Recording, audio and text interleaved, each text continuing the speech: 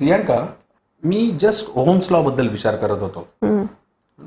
Ohms law हे खूप basic foundation आहे आणि त्याच्यामध्ये एकदम खूप बेसिक कॉन्सेप्ट आहे. पोटेन्शियल डिफरन्स, रेझिस्टन्स किंवा करंट याच्या कॉन्सेप्ट झाल्या. And I was just thinking की याला काही आपण रिअल लाईफ अॅनालॉजी देऊ शकतोय का for much more basic conceptual understanding of students.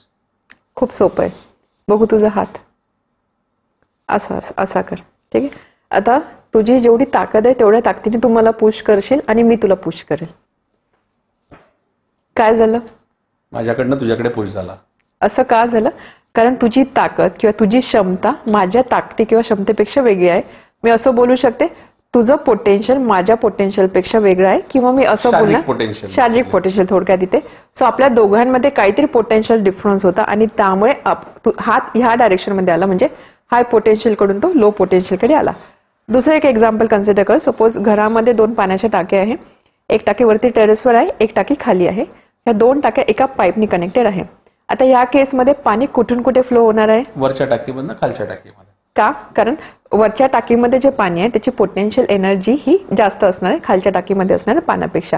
Suppose या 2 टाक्या आता सेम लेवलला जर असल्या तर या केसमध्ये पाणी फ्लो होणार आहे का? ऑब्व्हियसली सेम लेवलच्या टाकीमध्ये काहीच पाणी फ्लो होणार नाही. सो यावरून मी असं there is zero potential difference. Correct.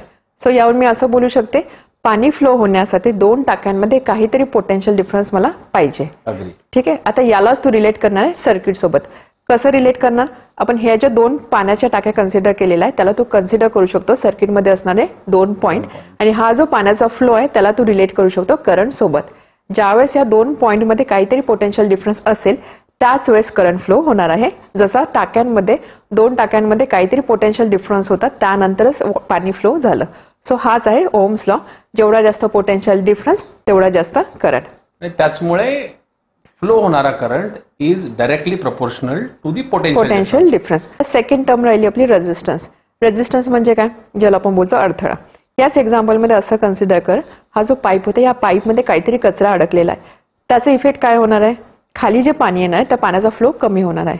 जेवढा जास्त कचरा तेवढा पाण्याचा फ्लो कमी असणार आहे. सो हा जो कचरा आपण मेन्शन करत आहोत त्याला आपण बोलू शकतो सर्किटचा असणारा रेझिस्टन्स. जेवढा जास्त रेझिस्टन्स तेवढा कमी करंट, जेवढा कमी रेझिस्टन्स तेवढा जास्त करंट. सो ही सुद्धा गोष्ट आपण ओहम्स लॉ मध्ये मेन्शन करतो. I is inversely proportional to R. So या दोन्ही गोष्टी आपण कंबाईन करून ओहम्स लॉ कसा मेन्शन करू शकतो? I is directly proportional to V and I is inversely proportional to R, आणि यालाच आपण बोलतो ओहम्स लॉ.